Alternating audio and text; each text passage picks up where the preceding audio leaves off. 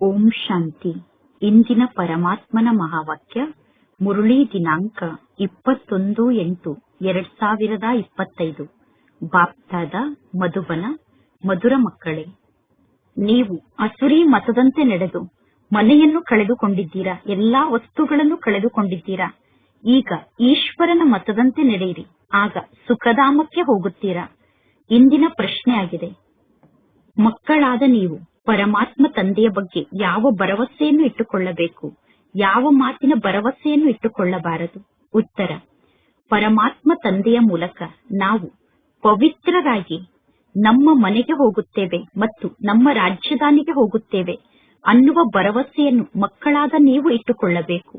ಪರಮಾತ್ಮ ತಂದೆ ತಿಳಿಸುತ್ತಾರೆ, ಮಕ್ಕಳೇ, ಇಂಥವರಿಗೆ ಕಾಯಿಲೆ ಬಂದಿದೆ, ತಂದೆ ಇಂಥವರಿಗೆ ಆಶೀರ್ವಾದವನ್ನು ನೀಡಲಿ ಅನ್ನುವ ಭರವಸೆಯನ್ನು ಇಟ್ಟುಕೊಳ್ಳಬೇಡಿ. ಇಲ್ಲಿ ಕೃಪೆ ಅಥವಾ ಆಶೀರ್ವಾದದ ಮಾತಿಲ್ಲ. ನಾನು ಬಂದಿರುವುದೇ ಮಕ್ಕಳಾದ ನಿಮ್ಮನ್ನು ಪತಿತರಿಂದ ಪಾವನರನ್ನಾಗಿ ಮಾಡುವುದಕ್ಕೋಸ್ಕರ. ಈಗ ನಾನು ನಿಮಗೆ ಎಂತಹ ಕರ್ಮವನ್ನು ಕಲಿಸುತ್ತೇನೆ ಅಂದರೆ, ನಾನು ಕಲಿಸುವಂತಹ ಕರ್ಮದ ಮೂಲಕ ನಿಮ್ಮ ಕರ್ಮ ಎಂದೂ ವಿಕರ್ಮ ಆಗುವುದಿಲ್ಲ. ಅಂತಹ ಕರ್ಮವನ್ನು ಈಗ ನಾನು ನಿಮಗೆ ಕಲಿಸುತ್ತೇನೆ. ಇಂದಿನ ಗೀತೆಯಾಗಿದೆ, ಇಂದಲ್ಲ ನಾಳೆ ಚದುರಿ ಹೋಗುತ್ತದೆ ಈ ಮೋಡಗಳು. ಓಂ ಶಾಂತಿ. ಆತ್ಮಿಕ ಮಕ್ಕಳಾದ ನೀವು ಗೀತೆಯನ್ನು ಕೇಳಿದಿರಿ. ಮಕ್ಕಳಿಗೆ ಗೊತ್ತಿದೆ, ಈಗ ಮನೆಗೆ ಹೋಗಬೇಕು. ನಮ್ಮನ್ನು ಮನೆಗೆ ಕರೆದುಕೊಂಡು ಹೋಗುವುದಕ್ಕೋಸ್ಕರ ಪರಮಾತ್ಮ ತಂದೆ ಬಂದಿದ್ದಾರೆ. ಯಾವಾಗ ಆತ್ಮ ಅಭಿಮಾನಿ ಸ್ಥಿತಿಯಲ್ಲಿ ಸ್ಥಿತಾಗಿರುತ್ತೀರೋ ಆಗ ಈ ಎಲ್ಲಾ ಮಾತು ನೆನಪಿನಲ್ಲಿ ಇರುತ್ತದೆ. ದೇಹಾಭಿಮಾನಕ್ಕೆ ವಶ ಆದರೆ ಈ ಯಾವ ಮಾತು ನೆನಪಿನಲ್ಲಿ ಇರುವುದಿಲ್ಲ. ಮಕ್ಕಳಿಗೆ ಗೊತ್ತಿದೆ, ಪರಮಾತ್ಮ ತಂದೆ ಪ್ರಯಾಣಿಕ ಆಗಿ ಬಂದಿದ್ದಾರೆ. ನೀವು ಕೂಡ ಪ್ರಯಾಣಿಕರೇ ಆಗಿದ್ದೀರಿ. ಈಗ ನೀವು ನಿಮ್ಮ ಮನೆಯ ಮಾರ್ಗವನ್ನು ಮರೆತು ಬಿಟ್ಟಿದ್ದೀರಾ. ಪುನಃ ಪರಮಾತ್ಮ ತಂದೆ ಮನೆಯ ಬಗ್ಗೆ ನಿಮಗೆ ನೆನಪು ಮಾಡಿಸುತ್ತಿದ್ದಾರೆ ಮತ್ತು ಪ್ರತಿದಿನ ಮನೆಯ ಬಗ್ಗೆ ನಿಮಗೆ ತಿಳಿಸುತ್ತಿರುತ್ತಾರೆ. ಎಲ್ಲಿಯವರೆಗೂ ನೀವು ಸತೋ ಪ್ರಧಾನರಾಗುವುದಿಲ್ಲವೋ ಅಲ್ಲಿಯವರೆಗೂ ಮನೆಗೆ ಹೋಗಲು ಸಾಧ್ಯ ಇಲ್ಲ. ಮಕ್ಕಳಿಗೆ ಗೊತ್ತಿದೆ, ಪರಮಾತ್ಮ ತಂದೆ ಸರಿಯಾದ ಮಾತನ್ನೇ ಹೇಳುತ್ತಾರೆ. ಪರಮಾತ್ಮ ತಂದೆ ಮಕ್ಕಳಿಗೆ ಯಾವ ಶ್ರೀಮತವನ್ನು ನೀಡುತ್ತಾರೋ ಸುಪುತ್ರ ಮಕ್ಕಳು ಆ ಶ್ರೀಮತದಂತೆ ನಡೆಯುತ್ತಾರೆ. ಅಂತಹ ಒಳ್ಳೆಯ ಮತವನ್ನು ನೀಡುವಂತಹ ಯಾವ ತಂದೆಯೂ ಈ ಸಮಯದಲ್ಲಿ ಇಲ್ಲ. ಆದ್ದರಿಂದ ಎಲ್ಲರೂ ಮನೆಯನ್ನು ಕಳೆದುಕೊಂಡಿದ್ದಾರೆ, ಎಲ್ಲಾ ವಸ್ತುಗಳನ್ನೂ ಕಳೆದುಕೊಂಡಿದ್ದಾರೆ. ಶ್ರೀಮತವನ್ನು ನೀಡುವಂತವರು ಒಬ್ಬ ಪರಮಾತ್ಮ ತಂದೆಯಾಗಿದ್ದಾರೆ. ಅಂತಹ ತಂದೆಯ ಮತದಂತೆ ಕೆಲವು ಮಕ್ಕಳು ನಡೆದುಕೊಳ್ಳುವುದೇ ಇಲ್ಲ. ಇದು ಆಶ್ಚರ್ಯದ ಮಾತಾಗಿದೆ. ಲೌಕಿಕ ತಂದೆಯ ಮತದಂತೆ ಮಕ್ಕಳು ನಡೆಯುತ್ತಾರೆ, ಆದರೆ ಆ ಮತ ಅಸುರಿ ಮತ ಆಗಿದೆ.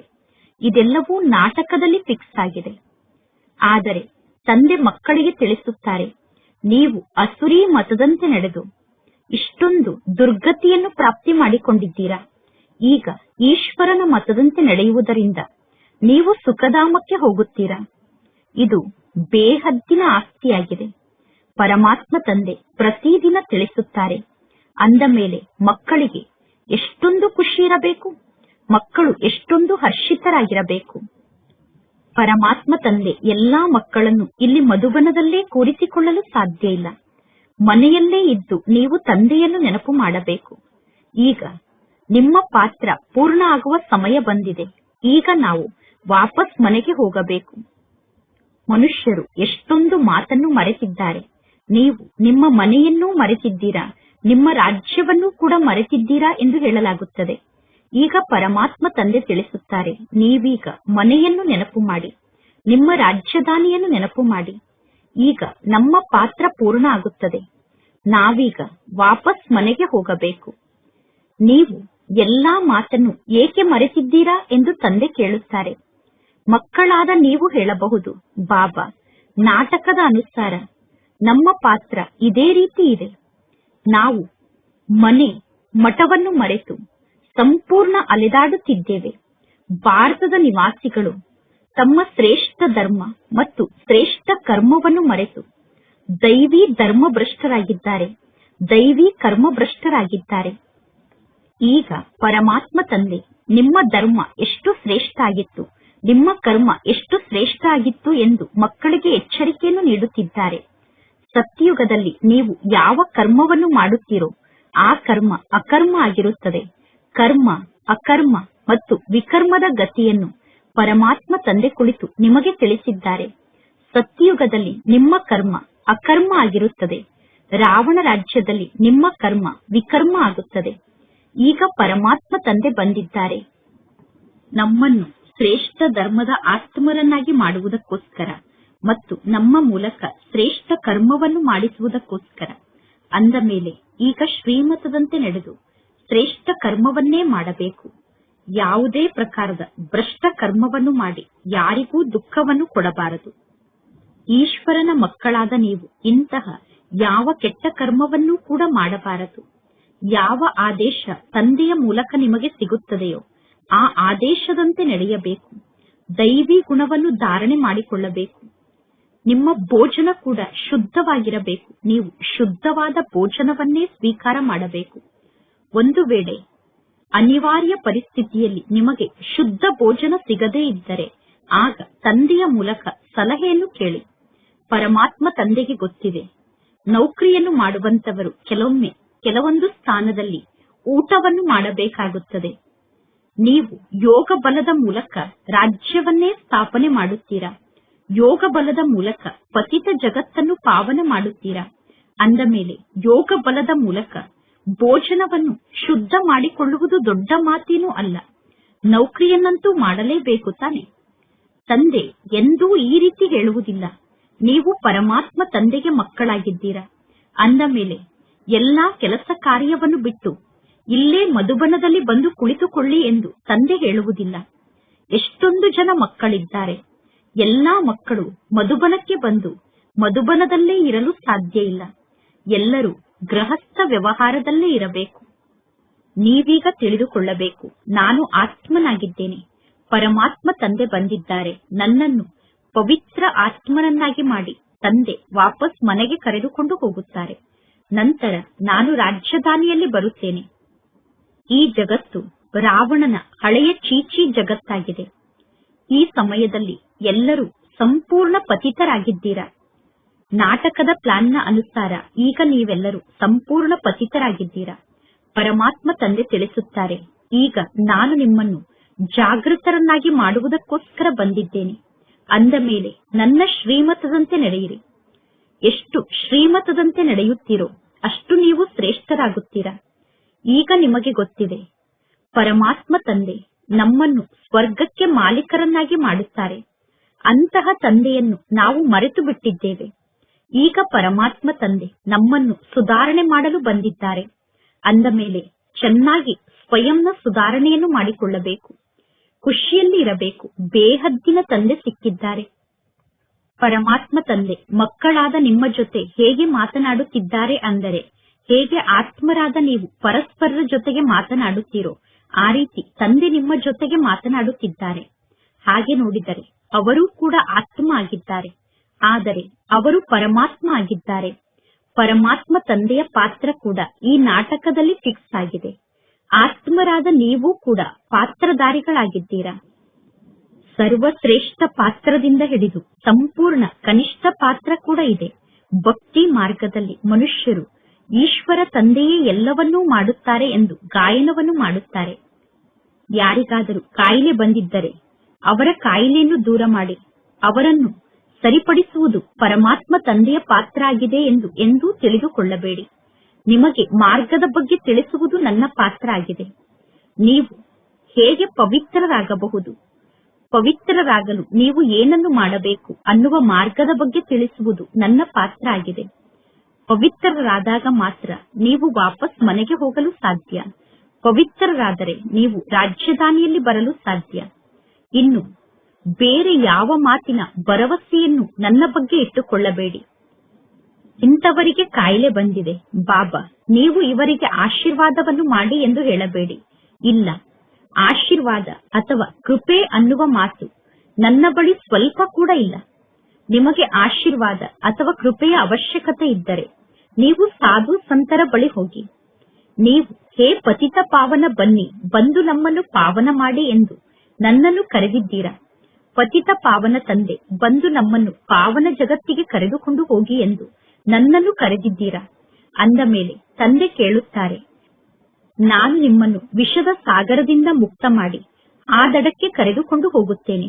ನಂತರ ಪುನಃ ನೀವು ವಿಷದ ಸಾಗರದಲ್ಲಿ ಏಕೆ ಸಿಕ್ಕಿ ಹಾಕಿಕೊಳ್ಳುತ್ತೀರಾ? ಭಕ್ತಿ ಮಾರ್ಗದಲ್ಲಿ ನಿಮ್ಮ ಸ್ಥಿತಿ ಏನಾಗಿದೆ ನೋಡಿ.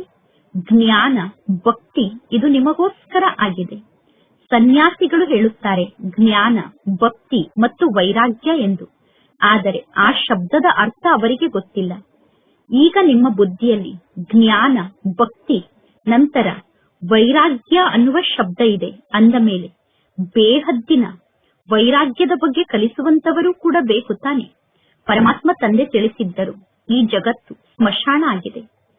ಈ ಜಗತ್ತು ಸಮಾಪ್ತಿಯಾದ ನಂತರ ಇದೇ ಸೃಷ್ಟಿ ಸ್ವರ್ಗ ಆಗುತ್ತದೆ. ಸ್ವರ್ಗದಲ್ಲಿ ನಿಮ್ಮ ಪ್ರತಿಯೊಂದು ಕರ್ಮ ಅಕರ್ಮ ಆಗಿರುತ್ತದೆ. ನಿಮ್ಮ ಮೂಲಕ ಯಾವುದೇ ಪ್ರಕಾರದ ವಿಕರ್ಮ ಆಗಬಾರದು. ಅಂತಹ ಶ್ರೇಷ್ಠ ಕರ್ಮವನ್ನು ಈಗ ಪರಮಾತ್ಮ ತಂದೆ ನಿಮಗೆ ಕಲಿಸುತ್ತಾರೆ. ಎಂದು ಯಾರಿಗೂ ದುಃಖವನ್ನು ಕೊಡಬೇಡಿ. ಪತಿತ ಆಹಾರವನ್ನು ಊಟ ಮಾಡಬೇಡಿ. ಪತಿತ ಅನ್ನವನ್ನು ಊಟ ಮಾಡಬೇಡಿ. ವಿಕಾರಕ್ಕೆ ವಶ ಆಗಬೇಡಿ. ವಿಕಾರದ ಕಾರಣ ಅಬಲೆಯರ ಮೇಲೆ ಅತ್ಯಾಚಾರ ನಡೆಯುತ್ತಿರುತ್ತದೆ. ಮಾಯೆ ಹೇಗೆ ವಿಘ್ನವನ್ನು ಹಾಕುತ್ತದೆ ಅನ್ನುವುದನ್ನು ಕೂಡ ನೀವು ನೋಡುತ್ತಿರುತ್ತೀರಾ. ಇದೆಲ್ಲವೂ ಗುಪ್ತವಾದ ಮಾತಾಗಿದೆ. ಪರಮಾತ್ಮ ತಂದೆ ತಿಳಿಸುತ್ತಾರೆ, ಜಗತ್ತಿನ ಜನ ಹೇಳುತ್ತಾರೆ ದೇವತೆಗಳಿಗೂ ಮತ್ತು ಅಸುರರಿಗೂ ಯುದ್ಧ ನಡೆದಿತ್ತು ಎಂದು. ಪುನಃ ಹೇಳುತ್ತಾರೆ ಪಾಂಡವರು ಮತ್ತು ಕೌರವರು ಯುದ್ಧವನ್ನು ಮಾಡಿದ್ದರು ಎಂದು. ಈಗ ಯುದ್ಧ ಅಂತೂ ಒಂದೇ ಆಗಿದೆ ತಾನೆ. ಪರಮಾತ್ಮ ತಂದೆ ತಿಳಿಸುತ್ತಾರೆ, ನಾನು ನಿಮಗೆ ರಾಜಯೋಗವನ್ನು ಕಲಿಸುತ್ತಿದ್ದೇನೆ. ಭವಿಷ್ಯದ 21 ಜನ್ಮಕ್ಕೋಸ್ಕರ ನಾನು ನಿಮಗೆ ರಾಜಯೋಗವನ್ನು ಕಲಿಸುತ್ತೇನೆ. ಇದು ಮೃತ್ಯುಲೋಕ ಆಗಿದೆ. ಮನುಷ್ಯರು ಸತ್ಯನಾರಾಯಣನ ಕಥೆಯನ್ನು ಕೇಳುತ್ತಾ ಬಂದಿದ್ದಾರೆ. ಆದರೆ ಆ ಕಥೆಯನ್ನು ಕೇಳುವುದರಿಂದ ಏನೂ ಲಾಭ ಆಗುವುದಿಲ್ಲ. ಈಗ ನೀವು ಎಲ್ಲರಿಗೂ ಸತ್ಯ ಗೀತೆಯನ್ನು ತಿಳಿಸುತ್ತೀರಾ. ನೀವು ಸತ್ಯ ರಾಮಾಯಣವನ್ನು ತಿಳಿಸುತ್ತೀರಾ. ಇಲ್ಲಿ ಒಬ್ಬ ರಾಮ ಸೀತೆಯ ಮಾತಿಲ್ಲ. ಈ ಸಮಯದಲ್ಲಿ ಇಡೀ ಜಗತ್ತೇ ಲಂಕೆ ಆಗಿದೆ. ಜಗತ್ತಿನ 4 ಕಡೆ ನೀರಿದೆ. ಇದು ಬೇಹದ್ದಿನ ಲಂಕೆಯಾಗಿದೆ. ಈ ಬೇಹದ್ದಿನ ಲಂಕೆಯಲ್ಲಿ ರಾವಣ ರಾಜ್ಯ ಇದೆ. ಒಬ್ಬ ತಂದೆ ವರ ಆಗಿದ್ದಾರೆ, ಉಳಿದವರೆಲ್ಲ ವಧುಗಳಾಗಿದ್ದಾರೆ. ಪರಮಾತ್ಮ ತಂದೆ ರಾವಣ ರಾಜ್ಯದಿಂದ ನಿಮ್ಮನ್ನು ಮುಕ್ತ ಮಾಡುತ್ತಾರೆ. ಇದು ಶೋಕ ವಾಟಿಕೆ ಆಗಿದೆ, ದುಃಖದ ಜಗತ್ತಾಗಿದೆ. ಸತ್ಯುಗಕ್ಕೆ ಅಶೋಕ ವಾಟಿಕೆ ಅಂದರೆ ಸುಖದ ಜಗತ್ತು ಎಂದು ಕರೆಯಲಾಗುತ್ತದೆ. ಸತ್ಯಯುಗದಲ್ಲಿ ಯಾವುದೇ ಪ್ರಕಾರದ ಶೋಕ ದುಃಖ ಇರುವುದಿಲ್ಲ. ಈ ಸಮಯದಲ್ಲಿ ಶೋಕವೇ ಶೋಕ ಅಂದರೆ ದುಃಖವೇ ದುಃಖ ಇದೆ. ಅಶೋಕ ಹೋಟೆಲ್ ಎಂದು ಹೆಸರನ್ನು ಇಡುತ್ತಾರೆ. ಪರಮಾತ್ಮ ತಂದೆ ತಿಳಿಸುತ್ತಾರೆ, ಇಡೀ ಜಗತ್ತೇ ಈ ಸಮಯದಲ್ಲಿ ಬೇಹದ್ದಿನ ಹೋಟೆಲ್ ಆಗಿದೆ ಎಂದು ತಿಳಿದುಕೊಳ್ಳಿ. ಇಡೀ ಜಗತ್ತೇ ಶೋಕದ ಹೋಟೆಲ್ ಆಗಿದೆ. ಆಹಾರ ಪಾನೀಯ ಕೂಡ ಪ್ರಾಣಿಗಳ ಸಮಾನ ಆಗಿದೆ. ವರ್ತಮಾನ ಸಮಯದಲ್ಲಿ ಮನುಷ್ಯರ ಆಹಾರ ಪಾನೀಯ ಕೂಡ ಪ್ರಾಣಿಗಳ ಸಮಾನ ಆಗಿದೆ. ನಿಮ್ಮನ್ನು ನೋಡಿ ಪರಮಾತ್ಮ ತಂದೆ ಎಂತಹ ಸ್ಥಾನಕ್ಕೆ ಕರೆದುಕೊಂಡು ಹೋಗುತ್ತಿದ್ದಾರೆ. ಸತ್ಯವಾದ ಅಶೋಕ ವಾಟಿಕೆ ಅಂದರೆ ಸತ್ಯುಗಕ್ಕೆ ನಿಮ್ಮನ್ನು ಪರಮಾತ್ಮ ತಂದೆ ಕರೆದುಕೊಂಡು ಹೋಗುತ್ತಾರೆ. ಹದ್ದಿಗೂ ಮತ್ತು ಬೇಹದ್ದಿಗೂ ಇರುವಂತಹ ಅಂತರದ ಬಗ್ಗೆ ಪರಮಾತ್ಮ ತಂದೆ ನಿಮಗೆ ತಿಳಿಸುತ್ತಾರೆ. ಅಂದರೆ ಲಿಮಿಟೆಡ್ಗೂ ಮತ್ತು ಅನ್ಲಿಮಿಟೆಡ್ಗೂ ಇರುವಂತಹ ಅಂತರದ ಬಗ್ಗೆ ತಂದೆ ನಿಮಗೆ ತಿಳಿಸುತ್ತಾರೆ. ಈಗ ಮಕ್ಕಳಿಗೆ ಬಹಳಷ್ಟು ಖುಷಿ ಇರಬೇಕು. ನಿಮಗೆ ಗೊತ್ತಿದೆ, ಪರಮಾತ್ಮ ತಂದೆ ನಮಗೆ ಶಿಕ್ಷಣವನ್ನು ಕಲಿಸುತ್ತಿದ್ದಾರೆ. ಅಂದ ಮೇಲೆ ಎಲ್ಲರಿಗೂ ಮಾರ್ಗದ ಬಗ್ಗೆ ತಿಳಿಸುವುದು ನಮ್ಮ ಕರ್ತವ್ಯ ಆಗಿದೆ. ಅಂದರಿಗೆ ಊರುಗೋಲಾಗಬೇಕು. ನಿಮ್ಮ ಬಳಿ ಚಿತ್ರ ಕೂಡ ಇದೆ. ಹೇಗೆ ಶಾಲೆಯಲ್ಲಿ ಚಿತ್ರದ ಬಗ್ಗೆ ತಿಳಿಸಲಾಗುತ್ತದೆ. ಇದು ಇಂತಹ ದೇಶ ಆಗಿದೆ ಎಂದು ಚಿತ್ರದ ಮೂಲಕ ತಿಳಿಸಲಾಗುತ್ತದೆ. ನೀವೀಗ ಎಲ್ಲರಿಗೂ ತಿಳಿಸುತ್ತೀರಾ, ನೀವು ಆತ್ಮ ಆಗಿದ್ದೀರಾ, ನೀವು ಶರೀರ ಅಲ್ಲ. ಆತ್ಮರಾದ ನೀವೆಲ್ಲರೂ ಪರಸ್ಪರ ಸೋದರರಾಗಿದ್ದೀರಾ. ಎಷ್ಟು ಸಹಜ ಮಾತನ್ನು ತಂದೆ ನಿಮಗೆ ತಿಳಿಸುತ್ತಾರೆ. ನೀವೆಲ್ಲರೂ ಸೋದರರು ಎಂದು ತಂದೆ ತಿಳಿಸುತ್ತಾರೆ ತಾನೆ. ಪರಮಾತ್ಮ ತಂದೆ ತಿಳಿಸುತ್ತಾರೆ, ಎಲ್ಲಾ ಆತ್ಮರು ಪರಸ್ಪರ ಸೋದರರೇ ಆಗಿದ್ದಾರೆ. ಪರಮಾತ್ಮ ತಂದೆ ಗಾಡ್ ಫಾದರ್ ಎಂದು ಹೇಳುತ್ತೀರಾ ತಾನೆ. ಅಂದ ಮೇಲೆ ಎಂದೂ ಕೂಡ ನೀವು ಪರಸ್ಪರ ಜಗಳವನ್ನು ಮಾಡಬಾರದು, ಹೊಡೆದಾಡಬಾರದು. ಸ್ವಯಂ ಅನ್ನು ಶರೀರಧಾರಿ ಎಂದು ತಿಳಿದುಕೊಂಡಾಗ ನಂತರ ಪುನಃ ನೀವು ಸೋದರ ಸೋದರಿಯರಾಗಿ ಬಿಡುತ್ತೀರಾ. ನಾವು ಶಿವ ತಂದೆಗೆ ಮಕ್ಕಳಾಗಿದ್ದೇವೆ. ಶಿವ ತಂದೆಗೆ ಮಕ್ಕಳಾದಾಗ ನಾವೆಲ್ಲರೂ ಪರಸ್ಪರ ಸೋದರ ಸೋದರರೇ ಆಗಿರುತ್ತೇವೆ. ಪ್ರಜಾಪಿತ ಬ್ರಹ್ಮನಿಗೆ ಮಕ್ಕಳಾದಾಗ ನಾವು ಸೋದರ ಸೋದರಿಯರಾಗಿರುತ್ತೇವೆ. ಈಗ ನಾವು ಅಜ್ಜನ ಮೂಲಕ ಆಸ್ತಿಯನ್ನು ಪಡೆದುಕೊಳ್ಳಬೇಕು. ಅದಕ್ಕೋಸ್ಕರ ಅಜ್ಜನನ್ನು ನೀವು ನೆನಪು ಮಾಡುತ್ತೀರಾ. ಈ ಬ್ರಹ್ಮ ತಂದೆಯನ್ನು ಕೂಡ ಶಿವ ತಂದೆ ತಮ್ಮ ಮಗುವನ್ನಾಗಿ ಮಾಡಿಕೊಂಡಿದ್ದಾರೆ, ಅಥವಾ ಬ್ರಹ್ಮನ ತನುವಿನಲ್ಲಿ ಶಿವ ತಂದೆ ಪ್ರವೇಶವನ್ನು ಮಾಡಿದ್ದಾರೆ. ಈ ಎಲ್ಲಾ ಜ್ಞಾನದ ಮಾತಿನ ಬಗ್ಗೆ ಮಕ್ಕಳಾದ ನೀವು ತಿಳಿದುಕೊಂಡಿದ್ದೀರಾ. ಪರಮಾತ್ಮ ತಂದೆ ತಿಳಿಸುತ್ತಾರೆ, ಮಕ್ಕಳೇ, ಈಗ ಹೊಸ ದೈವಿ ಪ್ರವೃತ್ತಿಯ ಸ್ಥಾಪನೆ ಆಗುತ್ತಾ ಇದೆ. ನೀವೆಲ್ಲರೂ ಬ್ರಹ್ಮ ಕುಮಾರ್ ಬ್ರಹ್ಮ ಕುಮಾರಿಯರು ಶಿವ ತಂದೆಯ ಮತದಂತೆ ನಡೆಯುತ್ತೀರಾ. ಈ ಬ್ರಹ್ಮ ತಂದೆ ಕೂಡ ಶಿವ ತಂದೆಯ ಮತದಂತೆ ನಡೆಯುತ್ತಾರೆ. ಪರಮಾತ್ಮ ತಂದೆ ತಿಳಿಸುತ್ತಾರೆ, ಸ್ವಯಂ ಅನ್ನು ಆತ್ಮ ಎಂದು ತಿಳಿದುಕೊಂಡು ಪರಮಾತ್ಮ ತಂದೆಯನ್ನು ನೆನಪು ಮಾಡಿ ಮತ್ತು ಉಳಿದ ಸರ್ವ ಸಂಬಂಧವನ್ನು ಹಗುರ ಮಾಡಿಕೊಳ್ಳುತ್ತಾ ಹೋಗಿ. ಅಂದರೆ ಎಲ್ಲಾ ಸಂಬಂಧದಿಂದ ದೂರ ಆಗುತ್ತಾ ಹೋಗಿ. 8 ಗಂಟೆ ತಂದೆಯ ನೆನಪಿನಲ್ಲಿ ಇರಬೇಕು. ಇನ್ನು 16 ಗಂಟೆ ಆರಾಮನ್ನು ಮಾಡಿ ಅಥವಾ ಉದ್ಯೋಗ ವ್ಯವಹಾರವನ್ನು ಮಾಡಿ. 16 ಗಂಟೆ ನಿಮಗೆ ಏನನ್ನು ಮಾಡಬೇಕು ಎಂದು ವಿಚಾರ ಬರುತ್ತದೆಯೋ ಅದನ್ನು ಮಾಡಿ. ಆದರೆ 8 ಗಂಟೆ ತಂದೆಯನ್ನು ನೆನಪು ಮಾಡಬೇಕು. ನಾನು ಪರಮಾತ್ಮ ತಂದೆಗೆ ಮಗು ಆಗಿದ್ದೇನೆ ಅನ್ನುವ ಮಾತನ್ನು ಮರೆಯಬೇಡಿ. ಎಂದೂ ಕೂಡ ಈ ರೀತಿ ತಿಳಿದುಕೊಳ್ಳಬೇಡಿ, ಇಲ್ಲಿಗೆ ಬಂದು ನಾವು ಹಾಸ್ಟೆಲ್ನಲ್ಲಿ ಇರಬೇಕು ಎಂದು ತಿಳಿದುಕೊಳ್ಳಬೇಡಿ. ಇಲ್ಲ, ಗೃಹಸ್ಥ ವ್ಯವಹಾರದಲ್ಲಿ ಮಕ್ಕಳ ಜೊತೆಗೆ ಮೊಮ್ಮಕ್ಕಳ ಜೊತೆಗೆ ನೀವು ಇರಬೇಕು. ಪರಮಾತ್ಮ ತಂದೆಯ ಬಳಿ ನೀವು ಬರುವುದೇ ರಿಫ್ರೆಶ್ ಆಗುವುದಕ್ಕೋಸ್ಕರ. ಮಧುಬನದ ಸಾಕ್ಷಾತ್ಕಾರವನ್ನು ಮಾಡಿಕೊಳ್ಳಲು ಮಥುರಾ ಅಥವಾ ಬೃಂದಾವನಕ್ಕೆ ಹೋಗುತ್ತಾರೆ. ಸಣ್ಣ ಮಾಡೆಲ್ನ ರೂಪವನ್ನು ಮಥುರಾ ಅಥವಾ ಬೃಂದಾವನದಲ್ಲಿ ಮಾಡಿ ಇಟ್ಟಿದ್ದಾರೆ. ಈಗ ಈ ಬೇಹದ್ದಿನ ಮಾತು ತಿಳಿದುಕೊಳ್ಳುವಂತಹ ಮಾತಾಗಿದೆ. ಶಿವ ತಂದೆ ಬ್ರಹ್ಮನ ಮೂಲಕ ಹೊಸ ಸೃಷ್ಟಿಯನ್ನು ರಚನೆ ಮಾಡುತ್ತಿದ್ದಾರೆ. ನಾವು ಪ್ರಜಾಪಿತ ಬ್ರಹ್ಮನಿಗೆ ಸಂತಾನರು. ಪರಸ್ಪರ ಬ್ರಹ್ಮ ಕುಮಾರ್ ಬ್ರಹ್ಮ ಕುಮಾರಿಯರಾಗಿದ್ದೇವೆ. ವಿಕಾರದ ಮಾತು ಇಲ್ಲಿ ಇರಲು ಸಾಧ್ಯ ಇಲ್ಲ. ಸನ್ಯಾಸಿಗಳಿಗೆ ಯಾರು ಶಿಷ್ಯರಾಗುತ್ತಾರೋ, ಒಂದು ವೇಳೆ ಆ ಶಿಷ್ಯರು ಸನ್ಯಾಸಿಗಳು ಧರಿಸುವಂತಹ ವಸ್ತ್ರವನ್ನು ಧರಿಸಿಕೊಂಡರೆ ಅವರ ಹೆಸರು ಕೂಡ ಚೇಂಜ್ ಆಗುತ್ತದೆ. ಈಗ ಇಲ್ಲಿ ನೀವು ಪರಮಾತ್ಮ ತಂದೆಗೆ ಮಕ್ಕಳಾಗಿದ್ದೀರಾ. ಅಂದ ಮೇಲೆ ತಂದೆ ಕೂಡ ನಿಮಗೆ ಹೆಸರನ್ನು ಇಟ್ಟಿದ್ದಾರೆ ತಾನೆ.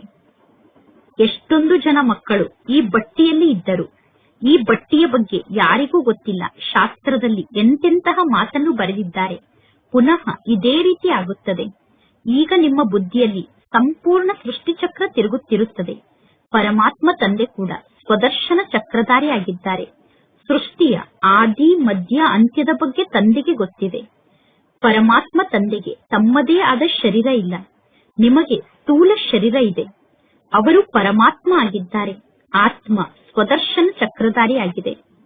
ಈಗ ಆತ್ಮಕ್ಕೆ ಈ ಎಲ್ಲಾ ಅಲಂಕಾರವನ್ನು ಹೇಗೆ ತೋರಿಸಲು ಸಾಧ್ಯ? ಇದೆಲ್ಲ ಅರ್ಥ ಮಾಡಿಕೊಳ್ಳುವಂತಹ ಜ್ಞಾನದ ಮಾತಾಗಿದೆ. ಇದೆಲ್ಲ ಎಷ್ಟೊಂದು ಸೂಕ್ಷ್ಮವಾದ ಮಾತಾಗಿದೆ. ಪರಮಾತ್ಮ ತಂದೆ ತಿಳಿಸುತ್ತಾರೆ, ವಾಸ್ತವದಲ್ಲಿ ನಾನು ಸ್ವದರ್ಶನ ಚಕ್ರಧಾರಿ ಆಗಿದ್ದೇನೆ. ನಿಮಗೆ ಗೊತ್ತಿದೆ, ಆತ್ಮ ಸಂಪೂರ್ಣ ಸೃಷ್ಟಿಚಕ್ರದ ಜ್ಞಾನವನ್ನು ಅರ್ಥ ಮಾಡಿಕೊಂಡಿದೆ. ಆತ್ಮದಲ್ಲಿ ಸಂಪೂರ್ಣ ಸೃಷ್ಟಿಚಕ್ರದ ಜ್ಞಾನ ಧಾರಣೆ ಆಗಿದೆ ಅನ್ನುವುದು ನಿಮಗೆ ಗೊತ್ತಿದೆ. ಪರಮಾತ್ಮ ತಂದೆ ಪರಮಧಾಮದಲ್ಲಿ ನಿವಾಸವನ್ನು ಮಾಡುತ್ತಾರೆ. ನಾವು ಕೂಡ ಪರಮಧಾಮದಲ್ಲೇ ನಿವಾಸವನ್ನು ಮಾಡುತ್ತಿದ್ದೆವು. ಪರಮಾತ್ಮ ತಂದೆ ಬಂದು ತಮ್ಮ ಪರಿಚಯವನ್ನು ನೀಡುತ್ತಾರೆ. ಮಕ್ಕಳೇ, ನಾನು ಸ್ವದರ್ಶನ ಚಕ್ರಧಾರಿ ಆಗಿದ್ದೇನೆ. ಪತಿತ ಪಾವನ ಆದಂತಹ ನಾನು ಈಗ ನಿಮ್ಮ ಬಳಿ ಬಂದಿದ್ದೇನೆ. ಪರಮಾತ್ಮ ತಂದೆ, ನೀವು ಬಂದು ನಮ್ಮನ್ನು ಪತಿತರಿಂದ ಪಾವನರನ್ನಾಗಿ ಮಾಡಿ, ನಮ್ಮನ್ನು ಈ ಜಗತ್ತಿನಿಂದ ಮುಕ್ತ ಮಾಡಿ ಎಂದು ನೀವೇ ತಂದೆಯಾದ ನನ್ನನ್ನು ಕರೆದಿದ್ದೀರಾ. ಪರಮಾತ್ಮ ತಂದೆಗೆ ತಮ್ಮದೇ ಆದ ಶರೀರ ಇಲ್ಲ. ಪರಮಾತ್ಮ ತಂದೆ ಅಜನ್ಮ ಆಗಿದ್ದಾರೆ. ಬಲೆ ಪರಮಾತ್ಮ ತಂದೆ ಜನ್ಮವನ್ನು ಪಡೆದುಕೊಳ್ಳುತ್ತಾರೆ. ಆದರೆ ತಂದೆಯ ಜನ್ಮ ದಿವ್ಯ ಜನ್ಮ ಆಗಿದೆ. ಶಿವ ಜಯಂತಿ ಅಥವಾ ಶಿವರಾತ್ರಿಯನ್ನು ಆಚರಣೆ ಮಾಡುತ್ತೀರಾ? ಶಿವ ತಂದೆ ತಿಳಿಸುತ್ತಾರೆ, ಯಾವಾಗ ರಾತ್ರಿಯ ಸಮಯ ಪೂರ್ಣ ಆಗುತ್ತದೆಯೋ ಆಗ ನಾನು ಬರುತ್ತೇನೆ. ಅಂದ ಮೇಲೆ ಪುನಃ ನಾನು ಬಂದು ಹಗಲನ್ನು ನಿರ್ಮಾಣ ಮಾಡುತ್ತೇನೆ ತಾನೆ. 21 ಜನ್ಮದವರೆಗೂ ನೀವು ಹಗಲಿನಲ್ಲಿ ಇರುತ್ತೀರಾ. 63 ಜನ್ಮದವರೆಗೂ ರಾತ್ರಿಯಲ್ಲಿ ಇರುತ್ತೀರಾ. ಆತ್ಮ ಭಿನ್ನ ಭಿನ್ನ ಜನ್ಮವನ್ನು ಪಡೆದುಕೊಳ್ಳುತ್ತದೆ. ಈಗ ಹಗಲಿನಿಂದ ರಾತ್ರಿಗೆ ಬಂದಿದ್ದೀರಾ, ಪುನಃ ಹಗಲಿಗೆ ಹೋಗಬೇಕು. ಈಗ ತಂದೆ ನಿಮ್ಮನ್ನು ಸ್ವದರ್ಶನ ಚಕ್ರಧಾರಿಯನ್ನಾಗಿ ಮಾಡಿದ್ದಾರೆ. ಈ ಸಮಯದಲ್ಲಿ ನಿಮ್ಮನ್ನು ಸ್ವದರ್ಶನ ಚಕ್ರಧಾರಿಯನ್ನಾಗಿ ಮಾಡುವುದೇ ನನ್ನ ಪಾತ್ರ ಆಗಿದೆ. ನಿಮ್ಮನ್ನು ನಾನು ಸ್ವದರ್ಶನ ಚಕ್ರಧಾರಿಯನ್ನಾಗಿ ಮಾಡುತ್ತೇನೆ. ಅಂದ ಮೇಲೆ ಪುನಃ ನೀವು ಅನ್ಯರನ್ನು ಸ್ವದರ್ಶನ ಚಕ್ರಧಾರಿಯನ್ನಾಗಿ ಮಾಡಿ. 84 ಜನ್ಮವನ್ನು ನೀವು ಹೇಗೆ ಪಡೆದುಕೊಳ್ಳುತ್ತೀರಾ? 84 ಜನ್ಮದ ಬಗ್ಗೆ ಈಗ ನಿಮಗೆ ತಿಳುವಳಿಕೆ ಪ್ರಾಪ್ತಿಯಾಗಿದೆ. ಅಂದರೆ 84 ಜನ್ಮದ ಬಗ್ಗೆ ಈಗ ನೀವು ಅರ್ಥ ಮಾಡಿಕೊಂಡಿದ್ದೀರಾ.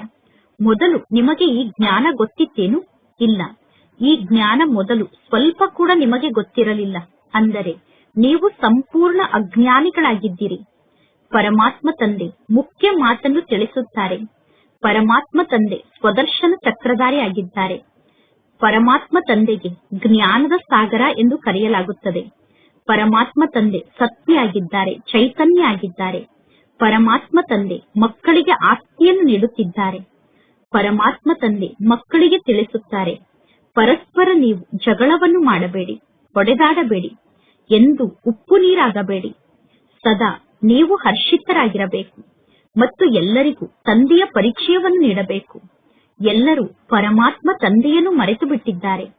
ಈಗ ಪರಮಾತ್ಮ ತಂದೆ ತಿಳಿಸುತ್ತಾರೆ, ತಂದೆಯಾದ ನನ್ನೊಬ್ಬನನ್ನೇ ನೀವು ನೆನಪು ಮಾಡಿ. ನಿರಾಕಾರ ಭಗವಾನ್ ವಾಚಾಗಿದೆ. ನಿರಾಕಾರಿ ಆತ್ಮರಿಗೋಸ್ಕರ. ನಿಜವಾಗಿಯೂ ನೀವೆಲ್ಲರೂ ನಿರಾಕಾರಿ ಆತ್ಮರಾಗಿದ್ದೀರಾ. ನಂತರ ನೀವು ಸಾಕಾರ ಶರೀರಧಾರಿಗಳಾಗುತ್ತೀರಾ. ಸಾಕಾರ ಶರೀರ ಇಲ್ಲದೆ ಆತ್ಮ ಏನನ್ನೂ ಮಾಡಲು ಸಾಧ್ಯ ಇಲ್ಲ. ಆತ್ಮ ಶರೀರದಿಂದ ಹೊರಗಡೆ ಹೋದರೆ ಈ ಶರೀರ ಸ್ವಲ್ಪ ಕೂಡ ಅಲುಗಾಡಲು ಸಾಧ್ಯ ಇಲ್ಲ. ಆತ್ಮ ತಕ್ಷಣ ಒಂದು ಶರೀರವನ್ನು ತ್ಯಾಗ ಮಾಡಿ ಹೋಗಿ ಇನ್ನೊಂದು ಶರೀರವನ್ನು ಧಾರಣೆ ಮಾಡಿಕೊಂಡು ತನ್ನ ಪಾತ್ರವನ್ನು ಅಭಿನಯ ಮಾಡುತ್ತದೆ. ಈ ಎಲ್ಲಾ ಜ್ಞಾನದ ಮಾತನ್ನು ನೀವು ಚೆನ್ನಾಗಿ ಅರ್ಥ ಮಾಡಿಕೊಳ್ಳಿ. ಆಂತರ್ಯದಲ್ಲಿ ಈ ಜ್ಞಾನದ ಮಾತಿನ ಬಗ್ಗೆ ಮೆಲುಕು ಹಾಕಬೇಕು. ಅಂದರೆ ಆಂತರ್ಯದಲ್ಲಿ ಜ್ಞಾನದ ಚಿಂತನೆಯನ್ನು ಮಾಡಬೇಕು. ಆತ್ಮನಾದ ನಾನು ತಂದೆಯ ಮೂಲಕ ಆಸ್ತಿಯನ್ನು ಪಡೆದುಕೊಳ್ಳುತ್ತೇನೆ. ಸತ್ಯುಗದ ಆಸ್ತಿ ನನಗೆ ತಂದೆಯ ಮೂಲಕ ಸಿಗುತ್ತದೆ. ಅವಶ್ಯವಾಗಿ ಪರಮಾತ್ಮ ತಂದೆ ಭಾರತದ ನಿವಾಸಿಗಳಿಗೆ ಆಸ್ತಿಯನ್ನು ನೀಡಿರಬೇಕು. ಆದರೆ ಯಾವಾಗ ಆಸ್ತಿಯನ್ನು ನೀಡಿದರು, ನಂತರ ಏನಾಯಿತು ಅನ್ನುವ ಯಾವ ಮಾತಿನ ಬಗ್ಗೆಯೂ ಮನುಷ್ಯರಿಗೆ ಗೊತ್ತಿಲ್ಲ. ಈಗ ಪರಮಾತ್ಮ ತಂದೆ ಎಲ್ಲಾ ಮಾತಿನ ಬಗ್ಗೆ ಮಕ್ಕಳಿಗೆ ತಿಳಿಸುತ್ತಾರೆ. ಮಕ್ಕಳಾದ ನೀವು ಸ್ವದರ್ಶನ ಚಕ್ರಧಾರಿ ಆಗಿದ್ದೀರಾ. ಪರಮಾತ್ಮ ತಂದೆ ಮಕ್ಕಳಾದ ನಿಮ್ಮನ್ನು ಸ್ವದರ್ಶನ ಚಕ್ರಧಾರಿಯನ್ನಾಗಿ ಮಾಡಿದ್ದಾರೆ. ನಂತರ ನೀವೇ 84 ಜನ್ಮವನ್ನು ಪಡೆದುಕೊಳ್ಳುತ್ತೀರಾ. ಈಗ ಪುನಃ ನಾನು ಬಂದಿದ್ದೇನೆ. ತಂದೆ ಎಷ್ಟೊಂದು ಸಹಜವಾದ ಜ್ಞಾನದ ಮಾತನ್ನು ಮಕ್ಕಳಿಗೆ ತಿಳಿಸುತ್ತಾರೆ. ನೀವೀಗ ತಂದೆಯನ್ನು ನೆನಪು ಮಾಡಿ ಮತ್ತು ನೀವು ಮಧುರರಾಗಿ. ಗುರಿ ಉದ್ದೇಶ ಅಂತೂ ನಿಮ್ಮ ಸಮ್ಮುಖದಲ್ಲಿ ಇದೆ ತಾನೆ. ಪರಮಾತ್ಮ ತಂದೆ ವಕೀಲರಿಗೆ ವಕೀಲ ಆಗಿದ್ದಾರೆ. ಎಲ್ಲಾ ಜಗಳಗಳಿಂದ ನಮ್ಮನ್ನು ಮುಕ್ತ ಮಾಡುತ್ತಾರೆ. ಮಕ್ಕಳಿಗೆ ಆಂತರ್ಯದಲ್ಲಿ ಬಹಳಷ್ಟು ಖುಷಿ ಇರಬೇಕು. ನಾವೀಗ ಪರಮಾತ್ಮ ತಂದೆಗೆ ಮಕ್ಕಳಾಗಿದ್ದೇವೆ. ಪರಮಾತ್ಮ ತಂದೆ ಆಸ್ತಿಯನ್ನು ನೀಡುವುದಕ್ಕೋಸ್ಕರ ನಮ್ಮನ್ನು ದತ್ತು ತೆಗೆದುಕೊಂಡಿದ್ದಾರೆ. ನೀವೀಗ ಆಸ್ತಿಯನ್ನು ಪಡೆದುಕೊಳ್ಳುವುದಕ್ಕೋಸ್ಕರ ಇಲ್ಲಿಗೆ ಬಂದಿದ್ದೀರಾ.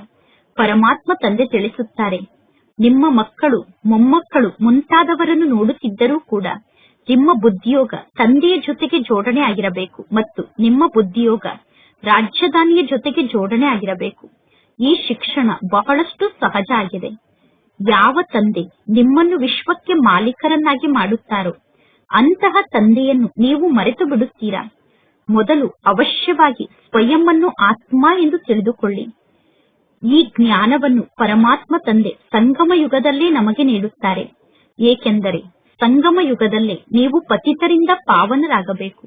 ಒಳ್ಳೆಯದು, ಮಧುರಾತಿ ಮಧುರ, ಆತ್ಮಿಕ ಬ್ರಹ್ಮ ಮುಖವಂಶಾವಳಿ ಬ್ರಾಹ್ಮಣ ಕುಲಭೂಷಣರು.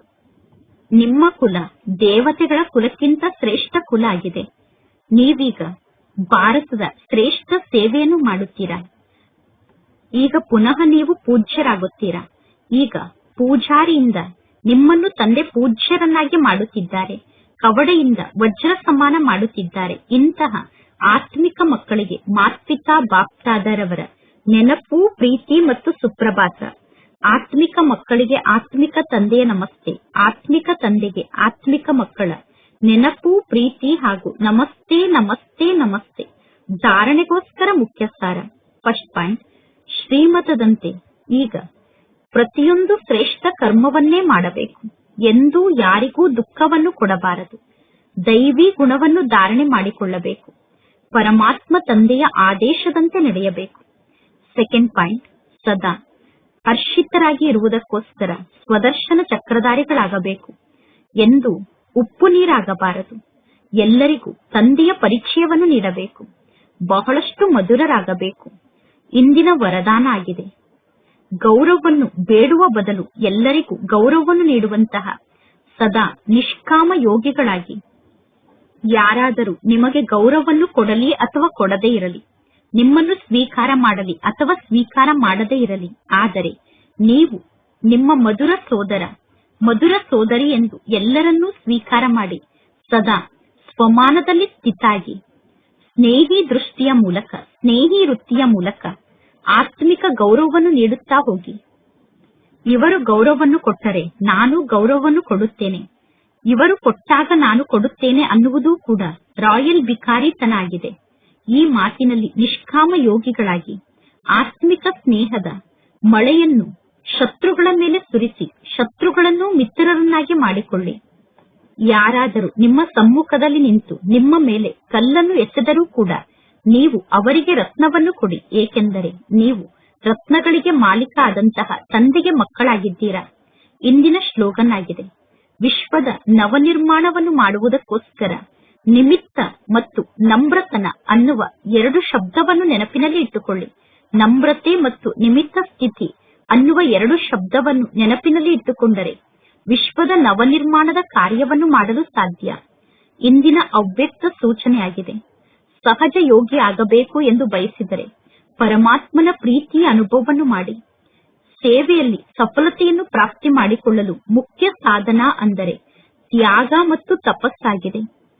ಇಂತಹ ತ್ಯಾಗಿ ಮತ್ತು ತಪಸ್ವಿಗಳು ಅಂದರೆ ಸದಾ ತಂದೆಯ ಪ್ರೀತಿಯ ಆಸಕ್ತಿಯಲ್ಲಿ ಲವಲೀನ ಆದಂತಹ ಆತ್ಮರು ಪ್ರೇಮದ ಸಾಗರ್ನಲ್ಲಿ ಸಮಾವೇಶ ಆಗಿದ್ದು ಜ್ಞಾನ, ಆನಂದ, ಸುಖ, ಶಾಂತಿಯ ಸಾಗರ್ನಲ್ಲಿ ಸಮಾವೇಶ ಆಗಿದ್ದರೆ ಆಗ ನಿಮಗೆ ಸತ್ಯ ತಪಸ್ವಿಗಳು ಎಂದು ಕರೆಯಲಾಗುತ್ತದೆ. ಈ ರೀತಿ ತ್ಯಾಗ ಮತ್ತು ತಪಸ್ಸನ್ನು ಧಾರಣೆ ಮಾಡಿಕೊಂಡಿರುವಂತವರೇ ಸತ್ಯ ಸೇವಾದಾರಿಗಳಾಗಿದ್ದಾರೆ. ಇಂತಹ ತ್ಯಾಗಿಗಳು ಮತ್ತು ತಪಸ್ವಿಗಳೇ ಸತ್ಯ ಸೇವಾದಾರಿಗಳಾಗಿದ್ದಾರೆ. ಒಳ್ಳೆಯದು. ಓಂ ಶಾಂತಿ.